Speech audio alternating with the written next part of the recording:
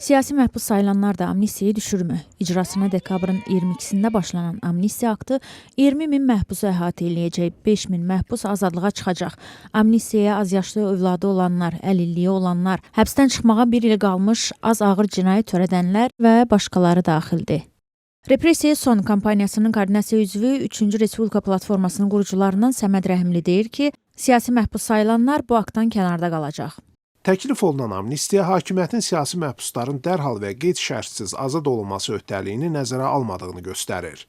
Siyasi məhbusların böyük əksəriyyəti 7 ildən artıq cəza nəzərdə tutan ağır və ya xüsusilə ağır cinayətlərdə ittiham olunublar.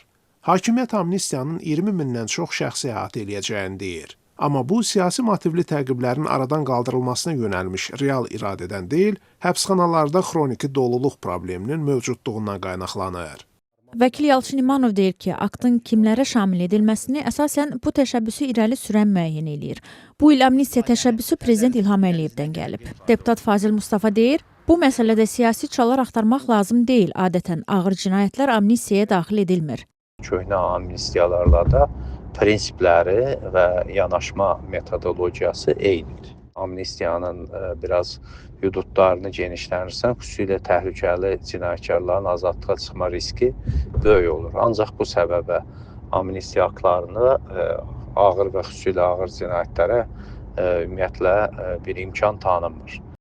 Ötən illər ərzində amnistiya ilə siyasi məhbus sayılan şəxslərin azadlığa çıxma halları olub. 2009-cu ildəki amnistiya ilə satirik yazar Mirzə Sakit, 2016-cı ildə müsavat fəalı Fərəc Kərimli, 2021-ci ildə AXCP üzvü Əlizamin Salayev azadlığa çıxıb. Freedom House-un siyasi məhbusların azadlığı proqramının direktoru Brian Troning Azadlıq Radiosuna bildirib ki, amnistiyalar olsa da hazırda Azərbaycanda siyasi məhbusların sayı rekord həddədir.